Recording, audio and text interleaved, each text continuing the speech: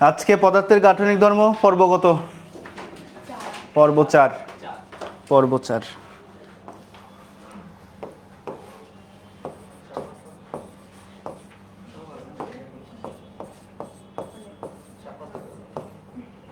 তিনটা ক্লাস হয়ে গেছে পদার্থের গাঠনিক ধর্মের উপর। তিনটা নাকি দুইটা? তিনটা হয়ে গেছে।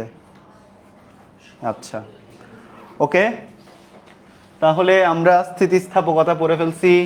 পূর্ণ স্থিতিস্থাপক বস্তু, স্থিতিস্থাপক সীমা, বিকৃতি, দৈর্ঘ্য বিকৃতি, কৃন্তন বিকৃতি, পীড়ন, দৈর্ঘ্য পীড়ন, আয়তন পীড়ন, কৃন্তন পীড়ন, হুকের সূত্র, ইয়ং গুণাঙ্ক, ইয়ং গুণাঙ্কে কৃত কাজ, আয়তন গুণাঙ্ক, আয়তন গুণাঙ্কে কৃত কাজ, কৃন্তন গুণাঙ্ক, কৃন্তন গুণাঙ্কে কৃত কাজ, অসহ পীড়ন, অসহ ভার, পয়জনের অনুপাত, অনেক কিছু পড়ে ফেলছি। তো আজকে আমাদের ক্লাস শুরু হবে হচ্ছে প্রবাহী দিয়ে। প্রবাহী। তো পদার্থ কয় প্রকার? 3 প্রকার। তো পদার্থের গাঠনিক ধর্মে এসে বলতেছে পদার্থ 2 প্রকার। একটা হচ্ছে কঠিন, আর একটা হচ্ছে কি প্রবাহী। প্রবাহী হচ্ছে তারাই যারা প্রবাহিত হইতে পারে। তো প্রবাহিত হইতে পারে কারা কারা?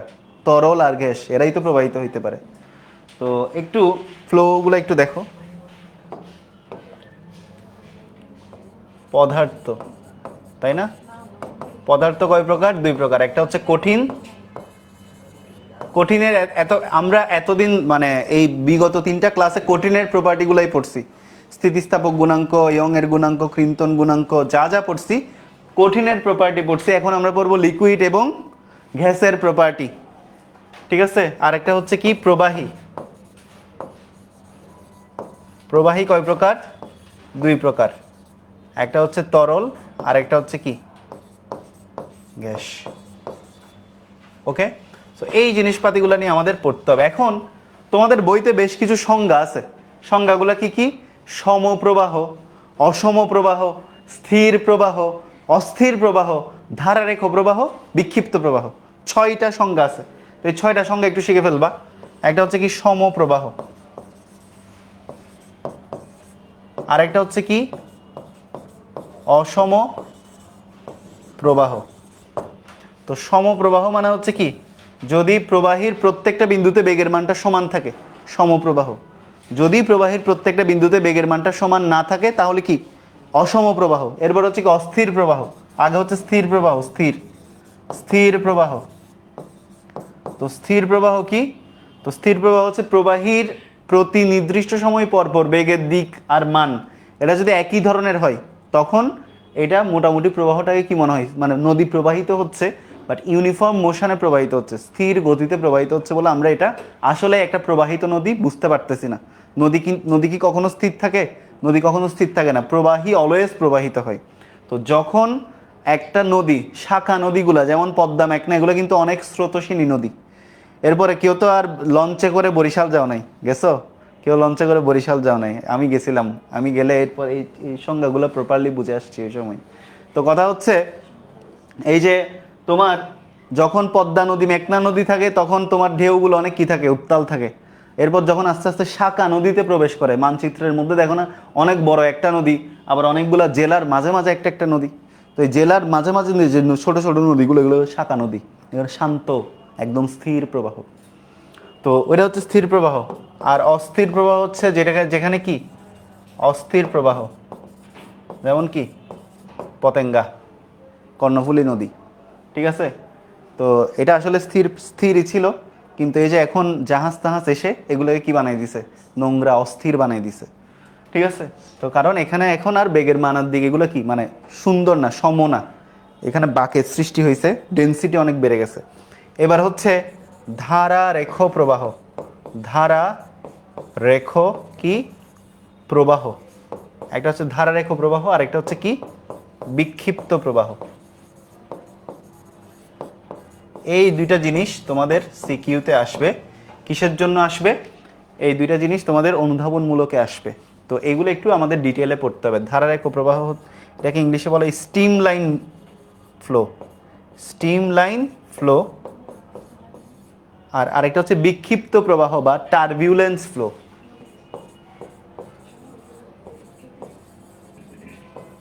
টারবিউলেন্স ফ্লো।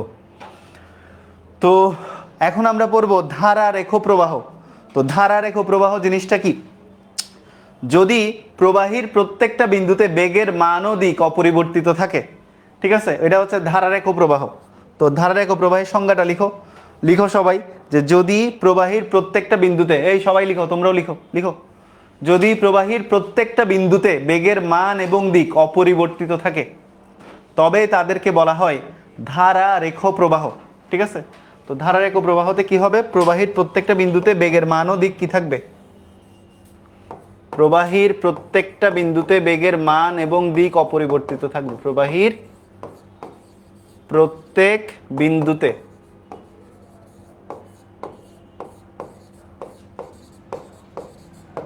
বেগের মান ও দিক যদি অপরিবর্তিত থাকে তাহলে ধারারেখ প্রবাহে কি হবে? প্রবাহীর প্রত্যেকটা বিন্দুতে বেগের মান এবং দিক কি থাকবে? অপরিবর্তিত থাকবে। তো ধারারেখ প্রবাহগুলো দেখতে কেমন হবে সেটা একটু খেয়াল করো। তো দেখো, এই যে ধারারেখ প্রবাহ, এই যে এইভাবে,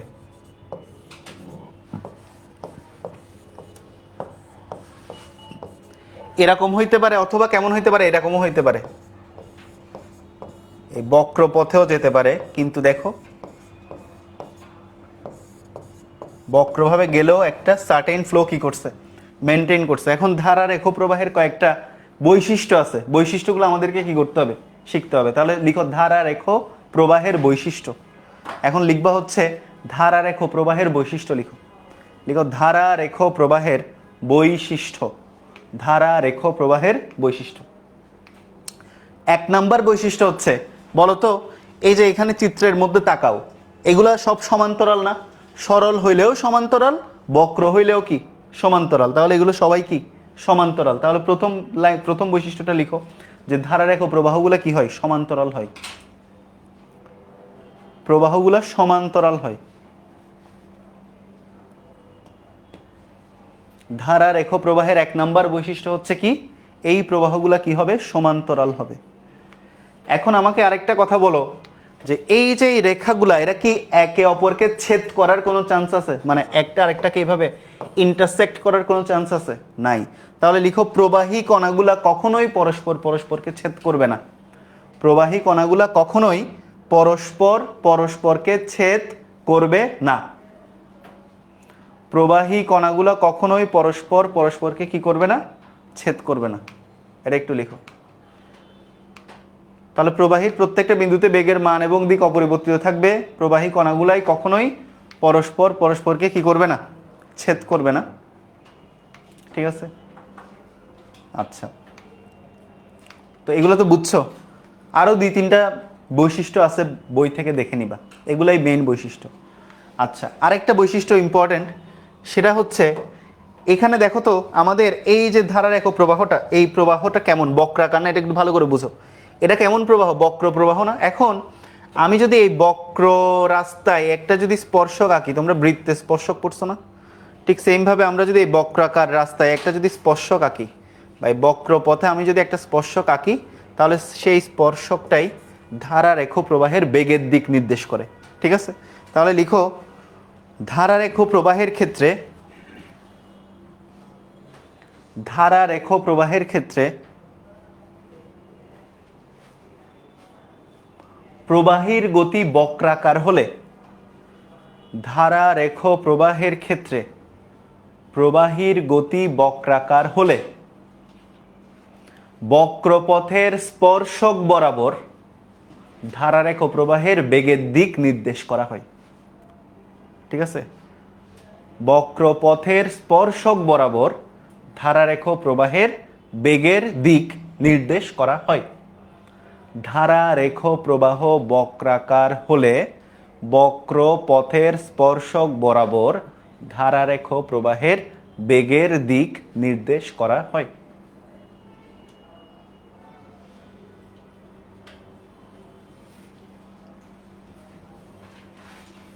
ঠিক আছে,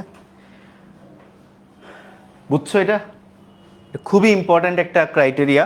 তো এই হচ্ছে ধারারেখ প্রবাহ। এখন বিক্ষিপ্ত প্রবাহটা কেমন? টারবিউলেন্স মোশনটা কেমন? প্রবাহের প্রত্যেকটা বিন্দুতে বেগের মান আর দিক কি থাকবে না? একই থাকবে না। তো লিখো, যদি প্রবাহীর প্রত্যেকটা বিন্দুতে বেগের মান এবং দিক একই রকম না থাকে, তখন সেটা হচ্ছে কেমন প্রবাহ? বিক্ষিপ্ত প্রবাহ। তাহলে দেখো বিক্ষিপ্ত প্রবাহটা কেমন হয়, দেখো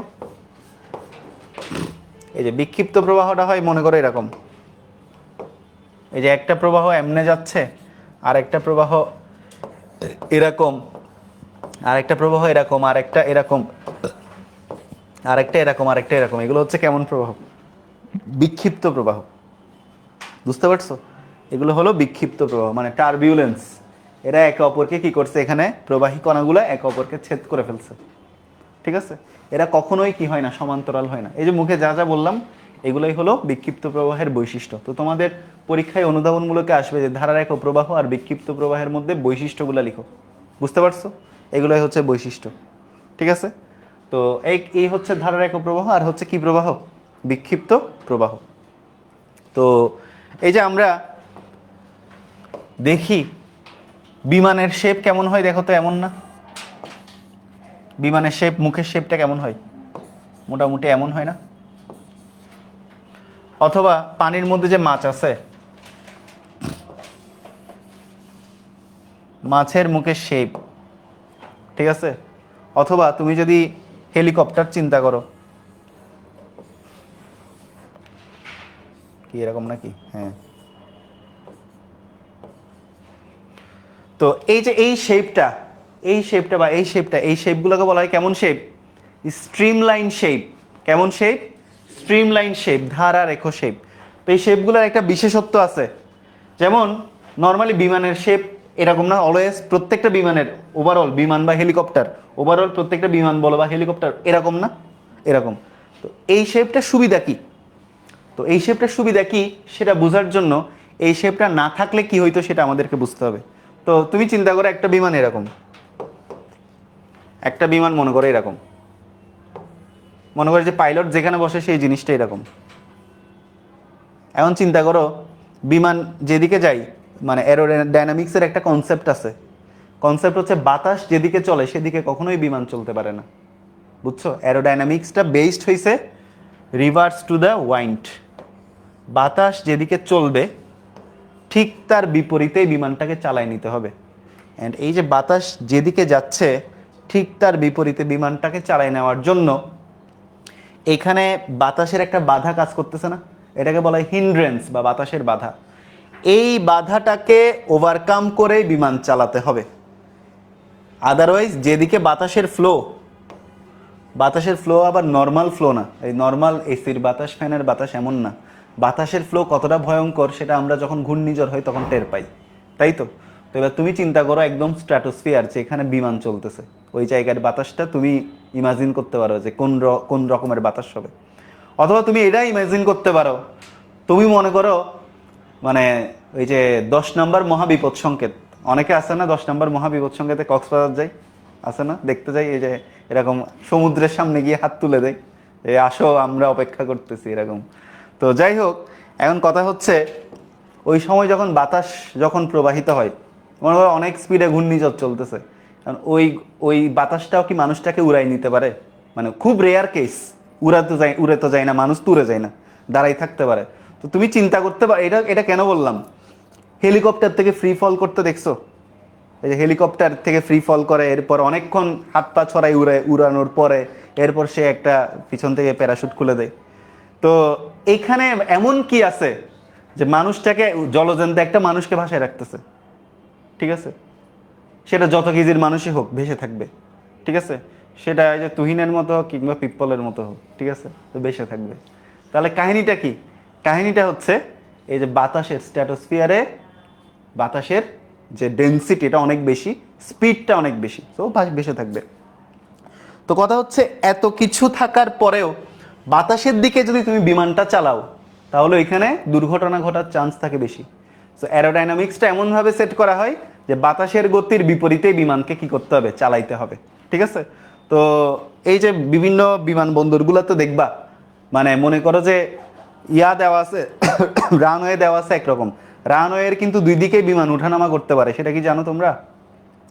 তো রানওয়ের মনে করো বাতাস প্রবাহ, বাতাস কিন্তু তোমার মনে করো যেদিন বাতাস উত্তর থেকে দক্ষিণ দিকে প্রবাহিত হবে সেদিন বিমান চলবে দক্ষিণ থেকে কোন দিকে, উত্তর দিকে। আর মনে করো যেদিন বাতাস ঠিক তার বিপরীতে, বিমানও চলবে ঠিক তার বিপরীতে। এইভাবে অ্যারোডাইনামিক্সটা সেট করা হয় ওয়াইন্ডের ডিরেকশনের উপর। তো ওই জায়গায় তুমি চিন্তা করো, তাহলে আমরা আমাদের প্রথমত বিমান চালানোর ক্ষেত্রে প্রথম বাধাটা হচ্ছে বাতাসের গতির বিপরীতে বিমান চালাতে হবে। এখন যদি আমাদের শেপটা হয় এরকম আর বাতাস এই দিকে আসতেছে, এখন বলো এই শেপটা বাতাস কাটার জন্য উপযুক্ত নাকি এই শেপটা বাতাস কাটার জন্য উপযুক্ত? এই শেপটা বাতাস কাটার জন্য উপযুক্ত।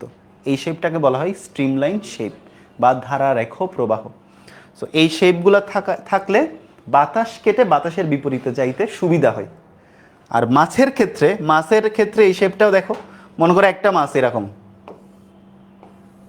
মানে ওর মাথাটাই এরকম, আর একটা মাছ এরকম। এখন মনে করো আমাদের যেগুলো দেশি মাছ, যেমন রুই মাছ, কাতাল মাছ, এরা পানির মধ্যে যেমনে সাঁতার কাটতে পারে, কতগুলো সামুদ্রিক মাছ আছে না বিদেশি, ওরা দেখবা কি একদম বাচ্চার মতো একই জায়গায় থেকে এমন এমন করে। তো কাহিনীটা কি? কাহিনীটা হচ্ছে ওদের স্ট্রিমলাইন মানে এনার্জিটা বেশি, ওদের ধারারেখ শক্তিটা বেশি, ওরা পানিকে কাটতে পারে বেশি। আর এদের যে মাছগুলো এরকম, ওদের পানিকে কেটে অনেক দ্রুত সামনের দিকে যাওয়ার যে শক্তিটা কম। তো আলটিমেটলি স্ট্রিমলাইন শেপ হওয়ার সুবিধাগুলো বুঝতে পারছো? সুবিধাগুলো কি কি? আচ্ছা, তো এই হচ্ছে অবস্থা। তো গেল প্রবাহী, গেল ধারারেখ প্রবাহ, গেল বিক্ষিপ্ত প্রবাহ, গেল। এখন হচ্ছে সান্দ্রতা, ভিসকোসিটি বা সান্দ্রতা। ভিসকোসিটি বা সান্দ্রতা। আচ্ছা, তো প্রথমত হচ্ছে সান্দ্রতা হলো তরল ও বায়বীয় পদার্থের একটা স্পেশাল প্রপার্টি, বিশেষ বৈশিষ্ট্য। এটা তরলেরও আছে, এটা বায়বীয় পদার্থেরও আছে, ঠিক আছে? তাহলে সান্দ্রতা হচ্ছে কি? সান্দ্রতা হচ্ছে তরল ও বায়বীয় পদার্থের একটা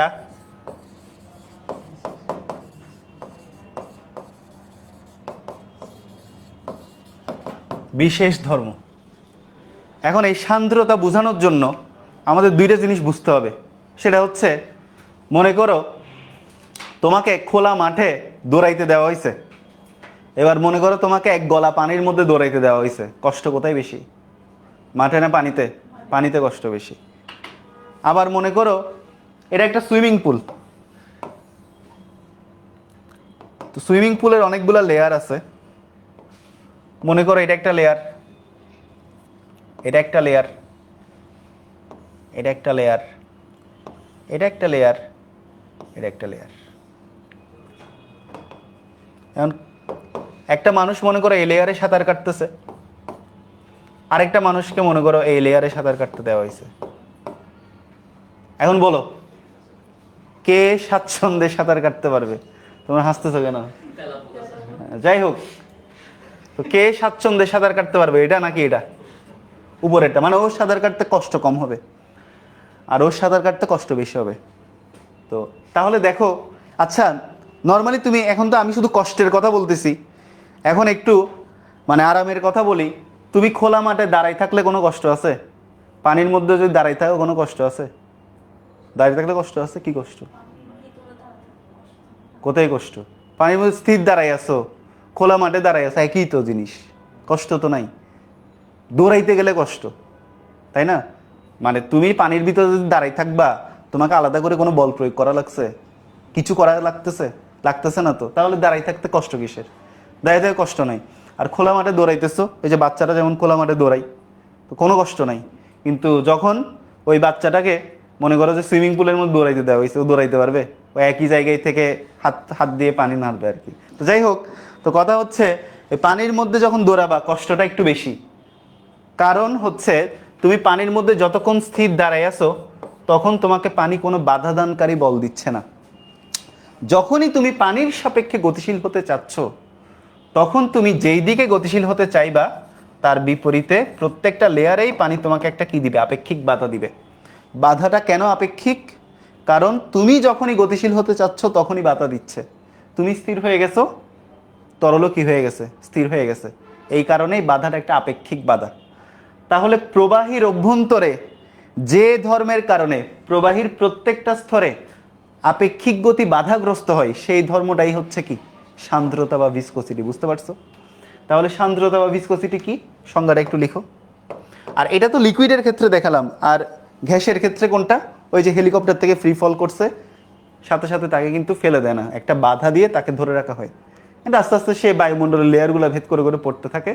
এখন যে লেয়ারে এসে সে মনে করবে যে এই লেয়ারে এয়ার ডেন্সিটি কম, আমি অনেক ফাস্ট ফ্রি ফল করতেছি, ওই লেয়ারে সে কি প্যারাশুটটা খুলে ফেলবে। তো দেখো, লিখো যে প্রবাহীর অভ্যন্তরে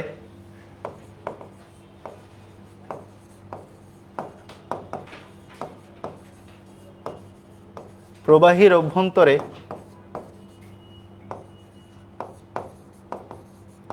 যে ধর্মের কারণে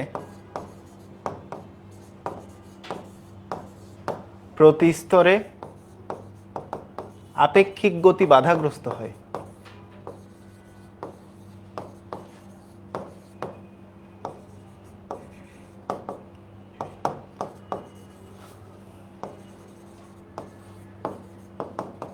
তাকে সান্দ্রতা বলে।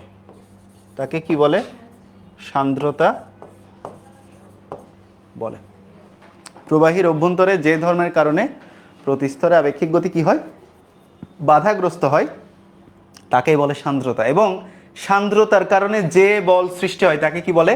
সান্দ্র বল বা ভিসকাস ফোর্স। কি বলে? সান্দ্র বল বা ভিসকাস ফোর্স। ঠিক আছে? সান্দ্রতার কারণে যে বল উদ্ভব হয়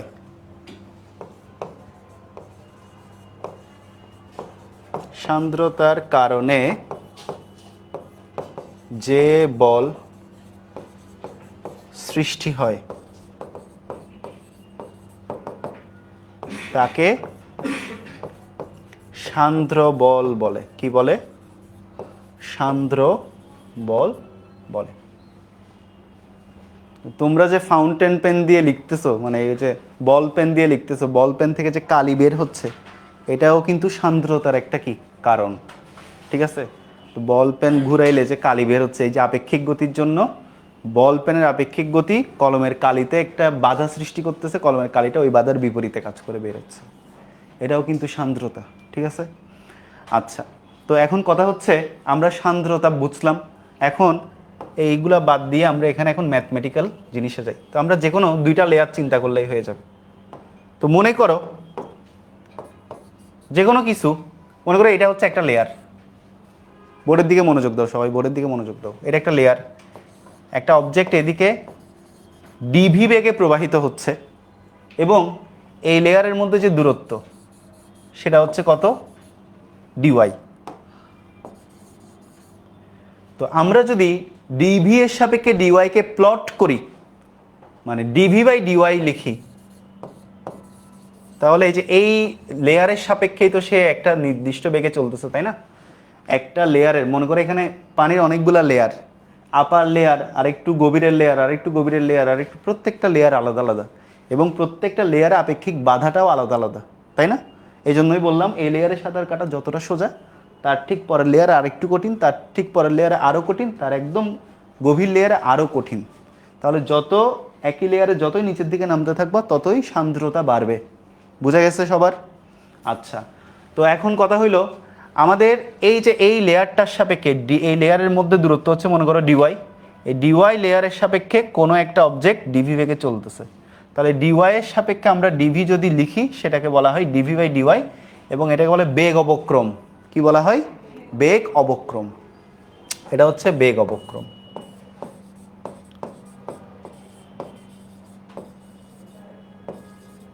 এবং আমরা যদি এই পুরো জিনিসটাকে একটা একক ক্ষেত্রফল চিন্তা করি, এই একক, এটার প্রস্থচ্ছেদ হচ্ছে কত? এ। আচ্ছা, তো এখন এই যে সান্দ্র বল হিসাব করলাম, আমরা সান্দ্র বল বললাম, এই সান্দ্র বলের দুইটা সূত্র আছে। প্রথম সূত্র, সান্দ্র বল হচ্ছে প্রবাহীর প্রস্থচ্ছেদের ক্ষেত্রফলের সমানুপাতিক। তাহলে এক নাম্বার সূত্র হলো এফ সমানুপাতিক এ। ঠিক আছে? যখন ডিভি বাই ডিওয়াই কনস্ট্যান্ট, তাহলে সান্দ্র বল কিসের সমানুপাতিক? প্রবাহীর ক্ষেত্রফলের কি সমানুপাতিক যখন ডিভি বাই ডিওয়াই সমান কি কনস্ট্যান্ট। এরপরে সান্দ্র বলটা কিসের সমানুপাতিক বেগ অবক্রমের সমানুপাতিক, মানে ডিভি বাই ডিওয়াই এর সমানুপাতিক যখন আমাদের কে কনস্ট্যান্ট এ কনস্ট্যান্ট। তো আমরা এই দুইটা সূত্রকে যদি একসাথে কম্বাইন্ড করি তাহলে আমাদের কি আসবে বলতো, এফ সমানুপাতিক এ ইন্টু ডিভি বাই ডিওয়াই আসবে কি না, আসবে আসবে। তাহলে সমানুপাতিক চিহ্ন উঠাইতে গেলে একটা সমানুপাতিক ধ্রুবক বসাইতে হয়, ইটা বসালাম, ইটা এ ইন্টু কত ডিভি বাই কত ডিওয়াই। তাহলে ইটা হচ্ছে এখানে একটা সমানুপাতিক ধ্রুবক, ইটা হচ্ছে একটা কি, এই যে দেখো ইটা হলো একটা সমানুপাতিক ধ্রুবক, এই ধ্রুবকটাকে বলা হয় সান্দ্রতা গুণাঙ্ক বা সান্দ্রতাঙ্ক। ঠিক আছে, এটা হচ্ছে সমানুপাতিক ধ্রুবক।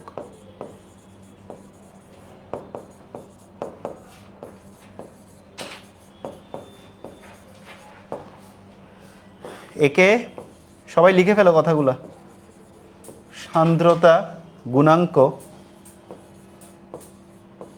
বা সান্দ্রতাঙ্ক বলে।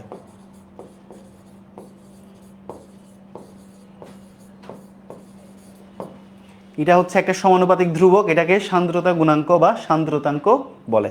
তো একটা জিনিস মনে রাখবা, যে লিকুইডের সান্দ্রতা গুণাঙ্ক বা সান্দ্রতাঙ্ক যত বেশি সেই লিকুইডটা তত বেশি সান্দ্র, মানে সেই লিকুইডটার বাধা তত বেশি। যেমন মনে করো তোমাকে পানির মধ্যে সাঁতার কাটতে দেওয়া হলো, এবার মনে করো তোমাকে বললো যে তুমি আলকাতরার মধ্যে সাঁতার কাটো, ঠিক আছে, কোথায় কষ্ট বেশি, আলকাতরাই। তোমার যদি পারদের মধ্যে সাঁতার কাটতে দেওয়া হয় পারবা? তাহলে যত বেশি ডেন্সিটি বাড়বে তত বেশি সান্দ্রতাঙ্ক বাড়বে, তত বেশি বাধা বাড়বে। বুঝা গেছে? লিখে ফেলো।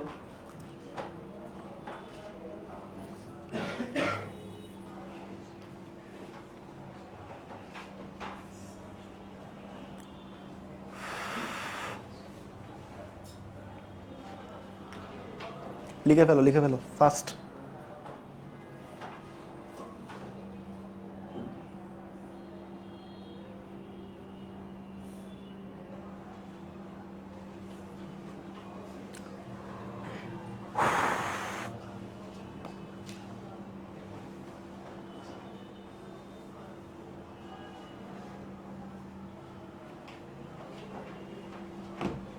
আশা করতেছি লেখা শেষ। আচ্ছা, তো এফ ইকুয়াল কত, ইটা এ ডিভি বাই ডিওয়াই। তাহলে সান্দ্রতা নির্ভরশীলতা এখানে অলরেডি দেখে ফেলছি। তাহলে এফ সমান কি পেলাম, এফ সমান পেলাম ইটা এ ডিভি বাই কত ডিওয়াই। তাহলে এখান থেকে দেখো তো আমরা এইটার মান কি বের করতে পারি, এফ ডিওয়াই ডিভাইডেড বাই কত এ ডিভি। এটা বের করা যায় না? এটা বের করা যায়। তো এটা হচ্ছে সান্দ্রতা গুণাঙ্কের সূত্র। এখন দেখো, বলের একক নিউটন, দূরত্বের একক মিটার, ক্ষেত্রফলের একক মিটার স্কোয়ার, বেগের একক কত metre per second, metre metre কাটে, তাহলে newton second per metre square না? এটাই হচ্ছে কি সান্দ্রতা গুণাঙ্কের একক।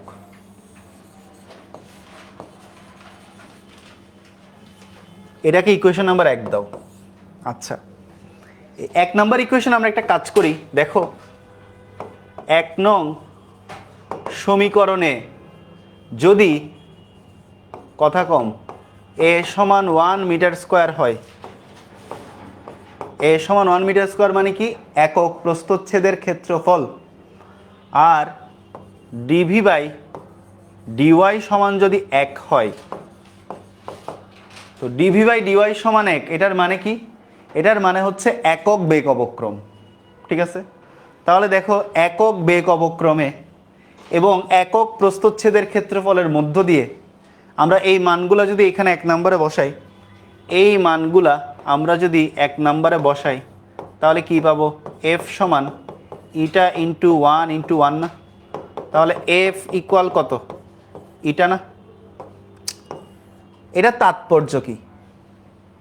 এটার তাৎপর্য হচ্ছে একক বেগ অবক্রমে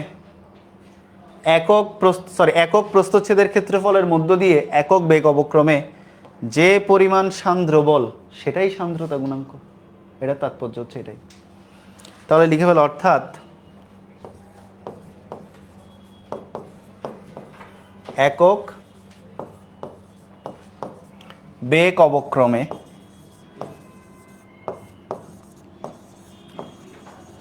একক প্রস্তুচ্ছেদের ক্ষেত্রফলের মধ্য দিয়ে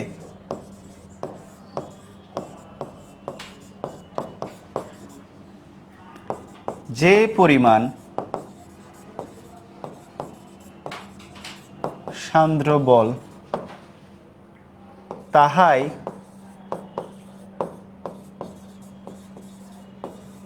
সান্দ্রতা গুণাঙ্ক।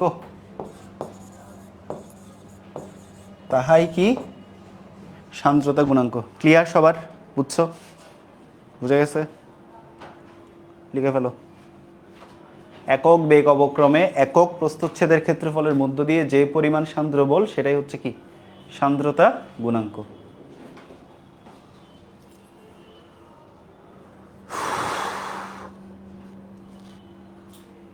আশা করি বুঝছো। এখন হলো সান্দ্রতা শেষ। সান্দ্রতার উপর তাপমাত্রার প্রভাব। এগুলো সব আগেরগুলো দিয়ে ম্যাথ আসবে, এগুলো দিয়ে কি আসবে? অনুধাবনমূলক আসবে। তো সান্দ্রতা কার কার বিশেষ ধর্ম? তরল এবং কার? গ্যাসের বিশেষ ধর্ম। তাহলে সান্দ্রতার উপর তাপমাত্রার প্রভাবটা তরলের জন্য যেমন থাকবে তেমন কার জন্য থাকবে? গ্যাসের জন্য থাকবে। তো তাপমাত্রার প্রভাবটা কেমন? তো লিখো, তাপমাত্রা বাড়াইলে সান্দ্রতা, তরলের সান্দ্রতা কমে। ঠিক আছে, লিখো। তাপমাত্রা বাড়ালে কি হয়? তরলের কি কমে? সান্দ্রতা কমে। কি বললাম? তাপমাত্রা তুমি যদি বাড়াও তাহলে তরলের সান্দ্রতা কি হবে? কমবে। কেন? কারণ তুমি যখন এই যে মনে করো একটা সিস্টেম, এখানের মধ্যে মনে করো পানির অণু আছে বা লিকুইড, যে কোনো লিকুইডের অণু পরমাণু আছে। তুমি যখন এইখানে এই সিস্টেমের টেম্পারেচার বাড়াবে তখন অণুগুলোর মধ্যে আন্তঃআণবিক দূরত্ব বাড়বে না? তাহলে আন্তঃআণবিক আকর্ষণ কমবে না? তাহলে পানির মধ্যে যে আন্তঃআণবিক আকর্ষণ বল, এটা তো সান্দ্র বল। তাহলে সান্দ্র বলটাও কমবে, সান্দ্রতাঙ্ক কমবে, সান্দ্রতাও কমবে। বুঝতে পারছো? তাহলে তাপমাত্রা বাড়ালে কি হয়? তাপমাত্রা বাড়ালে, সুন্দর করে এগুলো লিখবা আর কি, বইতে আছে। আণবিক দূরত্ব বাড়ে,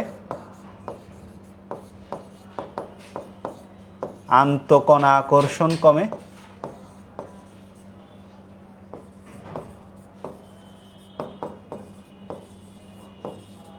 সুতরাং সান্দ্রতাও কি?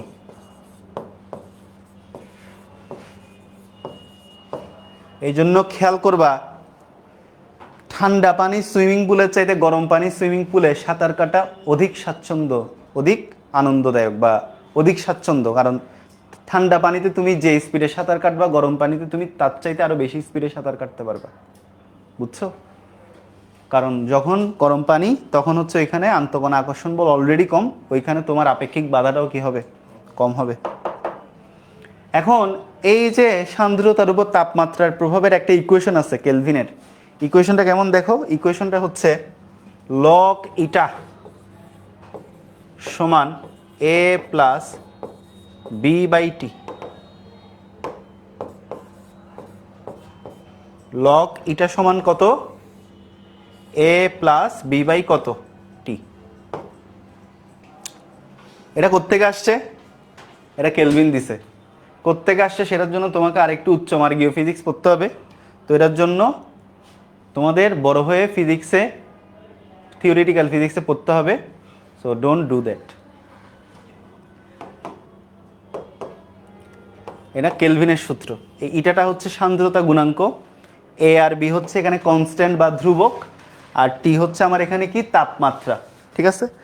তো এখান থেকে আমরা এখানে লিখে রাখো যে এ আর বি এখানে ধ্রুবক। এখান থেকে দুইটা গ্রাফ আসে, গ্রাফটাও একটু দেখাই দিবা। 2 নাম্বারের জন্য আসবে, স্টিল তোমাকে এগুলো সব লিখতে হবে। পরীক্ষার হলে 2 নাম্বার কিন্তু অনেক ইম্পর্টেন্ট। 2 নাম্বারের জন্য এ প্লাস মিস হয়। তাহলে এখন দেখো এখান থেকে আমরা অ্যাটলিস্ট এটা তো বুঝতে পারছি, দেখো এটার সাথে এই যে এটা তো সান্দ্রতা গুণাঙ্ক আর এটা হচ্ছে কি তাপমাত্রা, সম্পর্কটা কেমন? ব্যস্তানুপাতিক না? তাপমাত্রা বাড়লে সান্দ্রতা কমতেছে, তাপমাত্রা কমলে সান্দ্রতা বাড়তেছে। তাহলে গ্রাফ যদি প্লট করি, মনে মনে দুইটা গ্রাফ প্লট করতে পারো, একটা হচ্ছে ইটা ভার্সেস টি গ্রাফ, আর একটা হচ্ছে ইটা ভার্সেস কি 1/t গ্রাফ, তাই না? দুইটা গ্রাফই কি করতে পারো? প্লট করতে পারো। তাহলে ইটা ভার্সেস টি গ্রাফ, কথা কম কিসে বুঝো নাই? এ আর বি হচ্ছে ধ্রুবক, এ বি হচ্ছে ধ্রুবক, মানে এই ইকুয়েশনে এ আর বি হচ্ছে দুইটা ধ্রুবক, ঠিক আছে? এটা কেলভিন দিছে, এটা নিয়ে আমাদের মাথা না ঘামালেও চলবে, পরীক্ষার হলে লিখে দিবে এটা কেলভিনের ইকুয়েশন, শেষ। এখানে এ আর বি হচ্ছে কনস্ট্যান্ট, এরা কোত্থেকে আসছে এইটা আমাদের এই অধ্যায়ের বিষয়বস্তু না, দরকার নাই, বাদ। তো এখন কথা হইলো ইটার সাথে টি এর সম্পর্কটা কেমন? ব্যস্তানুপাতিক। তাহলে ব্যস্তানুপাতিক সম্পর্কে গ্রাফ কেমন হয়? Exponential decrease. এটা ম্যাক্সিমাম, টি তখন মিনিমাম, এটা টি যখন ম্যাক্সিমাম এটা তখন মিনিমাম, মাঝখানের ভ্যালুগুলো অ্যাকর্ডিংলি চলবে। তো সবগুলো বিন্দু যোগ করলে এরকম একটা এক্সপোনেনশিয়াল ডিক্রিজ গ্রাফ পাওয়া যায়। ক্লিয়ার? এখন এটা আর 1/t, ইটার সাথে টি ব্যস্তানুপাতিক, কিন্তু পুরা এটা যদি বাড়ে পুরা 1/tও কি হবে? বাড়বে। তাহলে সম্পর্কটা কেমন হবে? এই যে মূল বিন্দুগামী হবে। আচ্ছা, এখন এখানে হচ্ছে ইটার মান তো কখনো জিরো হয় না, জিরো হয়? জিরো হয় না, ওই গ্রাফটা কারেকশন করে নেবা, ইটার মানটা কোত্থেকে শুরু হয়েছে? এখান থেকে, ঠিক আছে? তো এই হচ্ছে তরলের সান্দ্রতার উপর তাপমাত্রার প্রভাব। এখন আমরা দেখব মানে তরলের সান্দ্রতা জিরো হইতে পারে না আর কি, তরলের মধ্যে বাই বাই বন্ড না, বাই চান্স কখনোই জিরো হইতে পারে না, কখনোই জিরো সম্ভব না। মানে একটা তরল কিন্তু তার মধ্যে কোনো ভিসকাস ফোর্স নাই, কোনো ভিসকোসিটি নাই, এটা হইতে পারে না। এখন দেখো সান্দ্রতার উপর তাপমাত্রার প্রভাব কিসের ক্ষেত্রে? এখন গ্যাসের ক্ষেত্রে পড়বো, গ্যাসের ক্ষেত্রে। তো লিখো, গ্যাসের ক্ষেত্রে তাপমাত্রা বাড়লে সান্দ্রতা বাড়ে।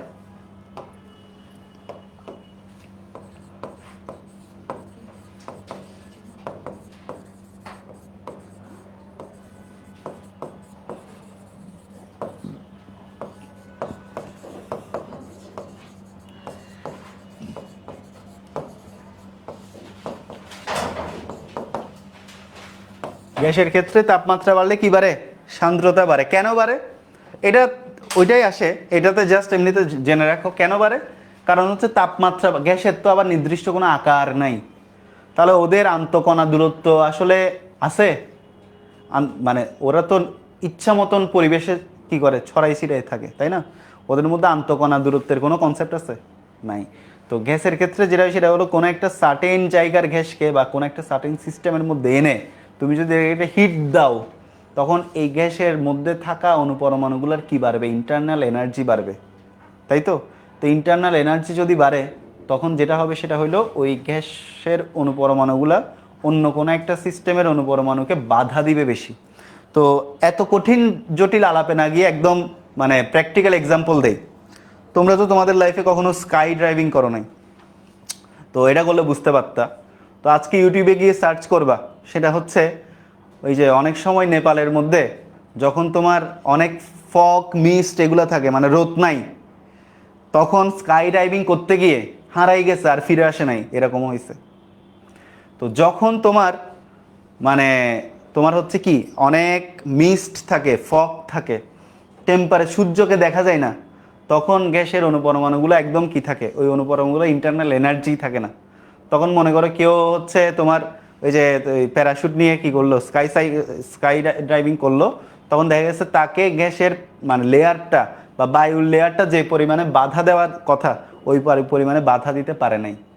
আবার সবচাইতে স্কাই প্যারাসাইলিং বা স্কাই ডাইভিংয়ের সবচাইতে বেস্ট টাইম হচ্ছে যখন মানে সান অনেক বেশি থাকে আর কি, সূর্যের হিট অনেক বেশি থাকে, কারণ তখন আপেক্ষিক বাধাটা সবচাইতে বেশি কাজ করে, ঠিক আছে? তাপমাত্রা বেশি, ওই সার্টেন এরিয়ার যে ভ্যাপারগুলা ওইগুলা হিটেড থাকে বেশি, ওইগুলার ইন্টারনাল এনার্জি থাকে বেশি, ওরা কোনো একটা সিস্টেমকে অপোজ করে উপরের দিকে ঠেলে রাখতে পারে বেশি। বুঝতে পারছো? সো এই কারণে তাপমাত্রা বাড়াইলে গ্যাসের সান্দ্রতা কি হয়? বাড়ে। আচ্ছা, চাপের প্রভাব, সান্দ্রতার উপর চাপের প্রভাব তরলের ক্ষেত্রে আছে, গ্যাসের ক্ষেত্রে আবার চাপের কোনো প্রভাব নেই। আচ্ছা, তো তরলকে তুমি যখন চাপ দিবা, মনে করো এটা একটা সিস্টেম, এখানের মধ্যে লিকুইড আছে, এই সবগুলা তরলকে চাপ দিয়ে এই জায়গায় নিয়ে আসছো, তখন তাদের মধ্যে আন্তঃকণা দূরত্ব বাড়বে নাকি কমবে? তরলকে চাপ দিলে কণাগুলোর মধ্যে আন্তঃকণা দূরত্ব কমবে। আন্তঃকণা দূরত্ব কমলে আন্তঃকণা আকর্ষণ বা বিকর্ষণ তো হবে না, আকর্ষণ বাড়বে, বা আকর্ষণ বাড়লে সান্দ্রতা বাড়বে। তো লিখো, তরলের সান্দ্রতার ক্ষেত্রে চাপ বাড়ালে তরলের সান্দ্রতা বাড়ে। কেন বাড়ে বললাম, বইয়ে পড়ে নিবা, যা বলছি সব বইতে আছে। চাপ বাড়ালে তরলের কি বাড়ে? সান্দ্রতা বাড়ে।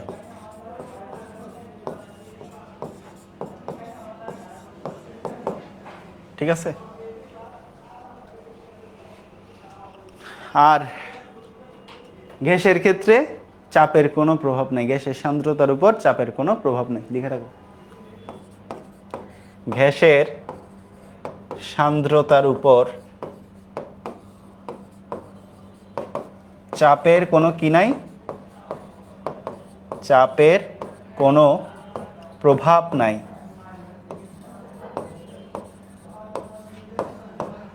গ্যাসের সান্দ্রতার উপর চাপের কোনো কি নাই? প্রভাব নাই। আচ্ছা, বুঝছো? বুঝছো? এখন দেখো, প্রান্তিক বেগ বা অন্তবেগ বা টার্মিনাল ভেলোসিটি, এটার ইংলিশ হচ্ছে কি? Terminal velocity.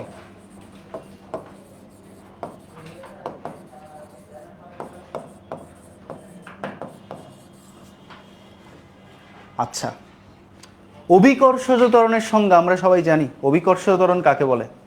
হ্যাঁ, অভিকর্ষজ ত্বরণ কাকে বলে? ভূপৃষ্ঠে মুক্তভাবে পড়ন্ত বস্তুর প্রতি একক সময়ে বেগ বৃদ্ধির হারকে কি বলে? অভিকর্ষজ ত্বরণ বলে। এখন মনে করো অনেক উপর থেকে একটা পাথর পড়তেছে, এটা এসে তোমার গায়ে পড়ছে, মনে করো কি একদম ছিঁড়ে যাওয়ার কথা না? এখন মনে করো বৃষ্টির ফোঁটাও তো সেম, অনেক উপর থেকে পড়ে, আমাদের গায়ে এসে পড়তেছে, আমাদের কি ব্যথা লাগে? আরাম লাগে। তো কাহিনীটা কি? এটাও তো অভিকর্ষ ত্বরণের কারণে তার প্রতি সেকেন্ডে বেগ বৃদ্ধি পাই। ব্যথা লাগার জায়গায় আরাম লাগে কেন? তো কারণটা হচ্ছে এই টার্মিনাল ভেলোসিটি বা অন্তবেগ। তো বিষয়টা কেমনে কাজ করে, এখানে পিছনে ফিজিক্সটা কেমনে কাজ করে দেখো। এখানে ফিজিক্সটা কাজ করে এইভাবে যে মনে করো একটা বৃষ্টির ফোঁটা পড়তেছে, পতনশীল বৃষ্টির ফোঁটা, তার ওজন ডাব্লিউটা কোন দিকে কাজ করতেছে? নিচের দিকে না? নিচের দিকে তার ওজনটা কাজ করতেছে। তো সে যতই নিচের দিকে পড়ে তার ততই টানটা বাড়তে থাকে না নিচের দিকে, তাহলে ডাব্লিউটা কি? যতই নিচের দিকে যায় ততই বাড়তে থাকে। একই সাথে এই বৃষ্টির ফোঁটার উপর বায়ুমণ্ডলে দুই ধরনের বল কাজ করে। একটা হচ্ছে প্লবতাজনিত বল, এফ, বিউয়েন্স ফোর্স। প্লবতা পড়ছো তোমরা তো? তরলের প্রবতা পড়ছো। পদার্থের কি অবস্থাও চাপে, যে আর্কিমিডিসের চ্যাপ্টারে একটা ফুটবলকে চাপ দিছো, ওইটা আবার উপরের দিকে উঠে আসছে, কার কারণে? প্লবতার জন্য। কিন্তু বায়ুর ক্ষেত্রেও কিন্তু প্লবতা কাজ করে। একই সাথে সান্দ্রতা তো জানলাই, এই যে ইউ হচ্ছে সান্দ্রতা জনিত বল কাজ করতেছে। তো বৃষ্টির ফোঁটা যতই নিচের দিকে পড়তে থাকে অভিকর্ষজ ত্বরণের কারণে, যতই তার বেগ বৃদ্ধি পেতে থাকে, ডাব্লিউ যতই বাড়তে থাকে, এফ প্লাস ইউ তত বাড়তে থাকে, according to Newton second third law. প্রত্যেকটা ক্রিয়ার সমান আর বিপরীত প্রতিক্রিয়া আছে। তুমি যত জোরে ক্রিয়া দিবা তত বিপরীতে প্রতিক্রিয়া পাবা। ঠিক আছে? আমি এখানে আস্তে করে একটা কিক করলাম, ব্যথা পাবো না, কিন্তু এটার যদি 100 গুণ কিক করি তাহলে ব্যথাটাও 100 গুণ বেশি পাবো, ওই রকম। তো একইভাবে এই ডাব্লিউটা যত বেশি কাজ করবে, উপরের দিকের এফ প্লাস ইউ তত বেশি কাজ করবে। এইটা একটা সময় নিচের দিকে বাড়তে থাকবে, এই দুইটা কিউমুলেটিভলি একই সাথে উপরের দিকে বাড়তে থাকবে, এবং একটা সার্টেন সময় গিয়ে এটা আর এটা কি হয়ে যাবে? সমান হয়ে যাবে। মানে W R F plus U কি হয়ে যাবে? সমান হয়ে যাবে। তো W R F plus U যখন সমান হয়ে যাবে, তখন এই ওভারঅল সিস্টেমের উপর নিট বল কত? শূন্য না? কারণ ডাব্লিউ নিচের দিকে আর এফ প্লাস ইউ উপরের দিকে, দুইটা যখন এটা বাড়তে বাড়তে এবং এগুলোও বাড়তে বাড়তে যখন একটা অপরের সমান হয়ে গেছে, তখন সিস্টেমের নিট বল কত? শূন্য। তো এফ নিট সমান কত? শূন্য। নিট বল শূন্য হলে ত্বরণটা কি হবে? নিট বল শূন্য হলে ত্বরণের মান কত? শূন্য না? F equal M A. ভর তো জিরো হইতে পারে না, তাহলে কে জিরো? ত্বরণ জিরো মানে বেগটা কেমন বেগ? সমবেগ। তখন এই বৃষ্টির ফোঁটাটা একটা ধ্রুব বেগে নিচে পড়তে থাকবে, সেই ধ্রুব বেগকে বলা হয় অন্তবেগ বা প্রান্তবেগ। ঠিক আছে, এই যে এই বৃষ্টির ফোঁটাটা তখন একটা কনস্ট্যান্ট ভেলোসিটিটা নিচে পড়তে থাকে। কেমন ভেলোসিটি? Constant velocity. এই কনস্ট্যান্ট ভেলোসিটিকে কি বলে? টার্মিনাল ভেলোসিটি বলে। এবার মুখে যা যা বললাম তাই হলো সংজ্ঞা, একটু বই থেকে কষ্ট করে লিখে নিবা। কনসেপ্টটা বুঝছো? কনসেপ্টটা বুঝছো? বই থেকে কষ্ট করে লিখে ফেলবা। এটাই হচ্ছে প্রান্তিক বেগের কনসেপ্ট। এটা একটা কনস্ট্যান্ট ভেলোসিটি। এটা হচ্ছে তোমার প্রথমত পৃথিবীর অভিকর্ষ ত্বরণের কারণে যত নিচের দিকে পতিত হয় কোনো একটা জিনিস, সেটার ওজন বাড়ে, বেগ বাড়ে। আবার বিপরীত দিকে প্লবতা এবং সান্দ্রতাজনিত বলও বাড়ে। একটা সময় ওজনও বৃদ্ধি পায়, এফ প্লাস ইও বৃদ্ধি পায়। বিপরীতমুখী দুইটা বল একটা সময় গিয়ে পরস্পর সমান হয়ে যায় এবং পুরো সিস্টেমের উপর নিট বল হয় শূন্য এবং পুরো সিস্টেমটা একটা কনস্ট্যান্ট ভেলোসিটিতে নিচে পড়তে থাকে। একেই প্রান্তিক বেগ বা অন্তবেগ বলে।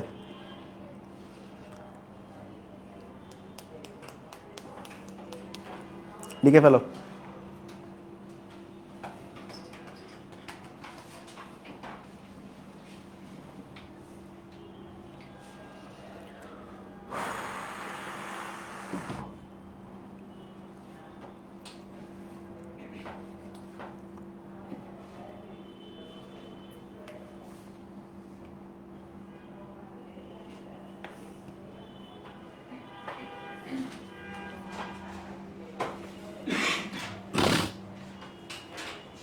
লেখা শেষ? লিখো লিখো লিখো।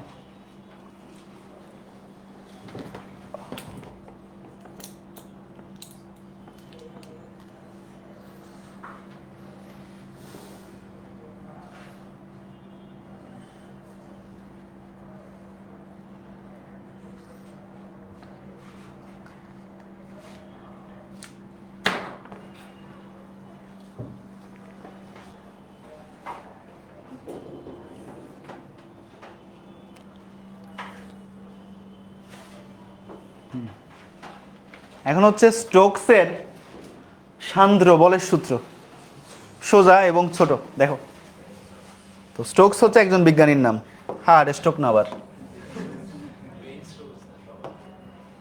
ঠিক আছে?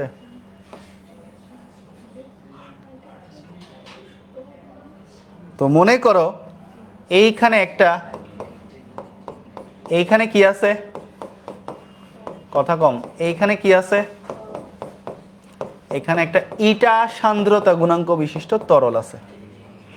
একটা সিস্টেমে ইটা সান্দ্রতা গুণাঙ্ক বিশিষ্ট তরল আছে। এখন এই সিস্টেমের মধ্য দিয়ে একটা গোলক, একটা আর ব্যাসার্ধের গোলক, কত ব্যাসার্ধের গোলক? আর ব্যাসার্ধের গোলক এই ইটা সান্দ্র প্রবাহীর মধ্য দিয়ে ভি অন্তবেগে পড়তেছে। অন্তবেগ বা প্রান্তবেগ। তো অন্তবেগ বা প্রান্তবেগ কি সেটা একটু আগে জানছো। তাহলে যদি একটা ইটা সান্দ্রতা গুণাঙ্ক বিশিষ্ট তরলের মধ্যে বা ইটা সান্দ্র প্রবাহী বিশিষ্ট একটা তরলের মধ্যে একটা আর ব্যাসার্ধের গোলক ভি টার্মিনাল ভেলোসিটি বা ভি প্রান্তিক বেগে নিচে পড়তে থাকে, তাহলে এই গোলকটা যে পরিমাণ সান্দ্র বল অনুভব করবে সেই সান্দ্র বলটা গোলকের ব্যাসার্ধের সমানুপাতিক, সেই সান্দ্র বলটা প্রান্তিক বেগের সমানুপাতিক, সেই সান্দ্র বলটা সান্দ্রতা গুণাঙ্কের সমানুপাতিক।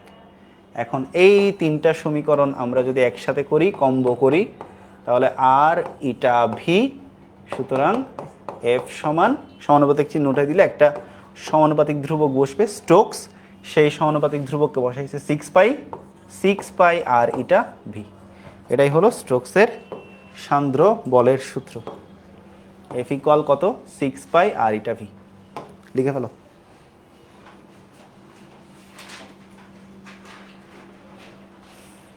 এটা দিয়ে অনেক ম্যাথ আসে। এটাই হচ্ছে স্টোকসের কি? সান্দ্র বলের সূত্র।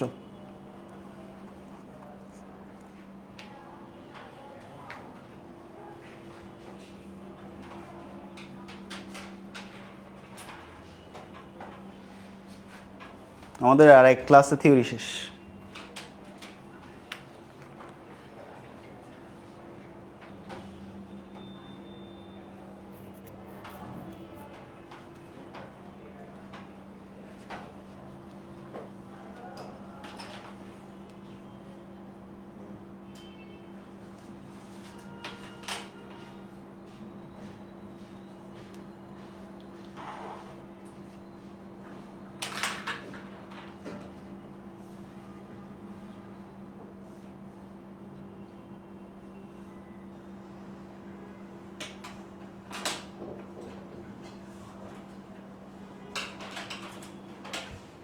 লিখে শেষ? আচ্ছা, স্টোকসের প্রান্তিক বেগের সূত্র, মনোযোগ দাও। তাহলে আবার সেম, আমরা এখানে একটু আমাদের আর্কিডামিসের সূত্রটা আসবে। এটা মনে করো একটা সিস্টেম, এখানে মনে করো লিকুইড আছে, এখানে কি আছে? লিকুইড আছে। এই লিকুইডের ঘনত্ব হচ্ছে রো এল, এটা মনে হচ্ছে এটা রো এফ দাও। রো এফ হচ্ছে তরলের ঘনত্ব, তরলের ঘনত্ব। এখন আর্কিডামিস কি করছিল? একটা গোলককে কোথায় ফেলছিল? তরলে ফেলছিল, এরপরে ইউরেকা ইউরেকা বলে চিল্লাইছিল। তো এটা মনে করো একটা আর ব্যাসার্ধ বিশিষ্ট একটা গোলক, এটাকে যখন ইটা সান্দ্রতা গুণাঙ্ক বিশিষ্ট একটা লিকুইডের মধ্যে ফেলছে, তখন গোলকটা কোন বেগে পড়বে? নিচের দিকে প্রান্তিক বেগে পড়বে। গোলকটা কেমন বেগে পড়বে? প্রান্তিক বেগে পড়বে। আচ্ছা, তো এখন এই গোলকের ব্যাসার্ধ হচ্ছে কত? আর। একটা গোলকের বাতাসে ওজন আছে না? আছে। ওই গোলকটাকে যখন পানিতে ফেলবা, তখন গোলকটাকে ওজন লাভ করবে নাকি ওজন হারাবে? ওজন হারাবে, কারণ পানিতে সব কিছুই হালকা হয়ে যায়। আচ্ছা, তো এখন দেখো গোলকের বাতাসে ওজন,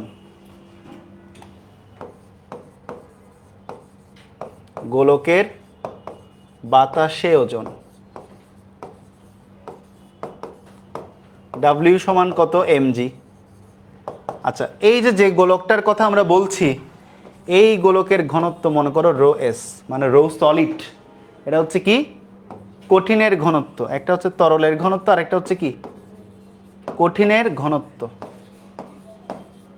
একটা হচ্ছে তরলের ঘনত্ব, আর একটা হচ্ছে কঠিনের ঘনত্ব। আচ্ছা, তাহলে এম সমান কি? রো ইন্টু ভি ইন্টু কত? জি। গোলকটা যেহেতু গোলক, তার আয়তন কত? 4/3 পাই আর কিউব, তাই না? আর এটা হচ্ছে কত? রো এস সলিড ইন্টু জি, তার মানে 4/3 পাই আর কিউব রো এস ইন্টু জি। এটা হচ্ছে বাতাসে গোলকের ওজন। এইটুকু পর্যন্ত কারো কোনো কনফিউশন আছে? আছে? কারো কোনো কনফিউশন নাই? এখন গোলকটাকে যখন পানিতে ফেলছো, তখন গোলকটা ওজন হারাইছে, ঠিক না ভুল? ঠিক। কি পরিমাণ ওজন হারাইছে? অপসারিত পানির ওজনের সমপরিমাণ ওজন হারাইছে। আমি বলছি? কে বলছে? আর্কিডামিস বলছে। ঠিক আছে, তাইলে এই যে গোলকটাকে তুমি পানির মধ্যে ফেললা, তাহলে সে ওজন হারাইছে। কতটুকু ওজন? অপসারিত পানির ওজনের সমপরিমাণ ওজন হারাইছে। তাহলে এখন দেখো, গোলকের হারানো ওজন সমান, গোলকের হারানো ওজন সমান কার ওজন? অপসারিত পানির ওজন। আচ্ছা, এখানে আমরা তরল লিখবো। হ্যাঁ, তরল লেখাটাই মোর অ্যাপ্রোপ্রিয়েট, কারণ এটা আমরা যে কোনো একটা তরল নিছি। অপসারিত তরলের ওজন। তো অপসারিত তরলের ওজন, তাহলে গোলকটা, আচ্ছা এই অপসারিত তরলের ওজনের মধ্যে কার ঘনত্ব আসবে? কঠিনের নাকি তরলের? তরলের ঘনত্বই আসবে। কিন্তু কি পরিমাণ তরল অপসারণ করছে? গোলকের আয়তনের সমপরিমাণ তরল অপসারণ করছে না? তাহলে এই পুরো জিনিসটাই ঠিক থাকবে, কারণ গোলকের আয়তন যা, অপসারিত তরলও তা। শুধু চেঞ্জ হবে কি? এই রো এসটা কি হয়ে যাবে? রো ফ্লুইড হয়ে যাবে, এফ হয়ে যাবে না? বুঝছো? তাহলে কি হবে? 4/3 পাই আর কিউব রো এফ ইন্টু জি। তাহলে গোলকের হারানো ওজন, এটা মনে করো কি? W prime. তাহলে পানিতে আর গোলকের কতটুকু ওজন আছে সেটা বের করতে পারবো না? বাতাসে ওজন থেকে যে পরিমাণ ওজন হারাইছে ওটা বাদ দিলেই বের হয়ে যায় না? তাহলে গোলকের, সুতরাং গোলকের পানিতে ওজন ডাব্লিউ মাইনাস কত? W prime. আচ্ছা, ওজন এক ধরনের কি বল। তো পানিতে গোলকের উপর যে বলটা কাজ করবে সেটা কেমন বল? সান্দ্র বল। তাহলে এই ডাব্লিউ এর জায়গায় কি লিখতে? আচ্ছা, এটা ডাব্লিউ নিট লিখি আর কি, এখানে তো এটাকে এফ লিখতে পারি। ডব্লিউ কত? 4/3 পাই আর কিউব রো এস ইন্টু জি মাইনাস 4/3 পাই আর কিউব রো এফ ইন্টু জি। তো এই বলটা কেমন বল? সান্দ্র বল। কি বের করতেছি? স্টোকসের প্রান্তিক বেগ। বলটা কেমন বল? সান্দ্র বল। তো কি পরিমাণ সান্দ্র বল অনুভব করবে according to Stokes? 6 pi R eta V. তাহলে এখানে এফ এর মান কি বসাবো? 6 পাই আর ইটা ভি। 6 পাই একটা কনস্ট্যান্ট, আর হচ্ছে গোলকের ব্যাসার্ধ, ভি হচ্ছে প্রান্তিক বেগ, এটা হচ্ছে সান্দ্রতা গুণাঙ্ক। ক্লিয়ার? এখন হচ্ছে 4/3 পাই আর কিউব রো এস ইন্টু জি মাইনাস 4/3 পাই আর কিউব 4/3 পাই আর কিউব রো এফ ইন্টু কত? জি। বুঝা গেছে? আচ্ছা, এখন আমরা এখান থেকে যদি ভিটা বের করতে চাই, আচ্ছা ফার্স্টে আমরা একটা কাজ করি, কমন নিয়ে নিই। ও কমনটা তো আমরা এখানেই নিতে পারতাম, দাঁড়াও এইখানে আমরা কমন নিয়ে নিই।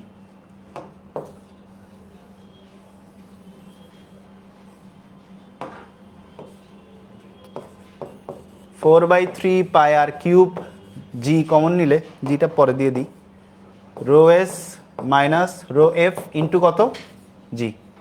তাহলে ভি সমান 4/3 পাই আর cube rho S minus rho F into জি ডিভাইডেড কত? 6 পাই আর ইটা। তাহলে দেখো 2 দিয়ে কাটলে কত? 3, 2 দিয়ে কাটলে কত? 2। পাই পাই কাটা যায়, আর আর কিউব কাটা গেলে আর কত থাকে? আর স্কোয়ার। এই 3 আর এই 3 কি হবে? গুণ হবে না?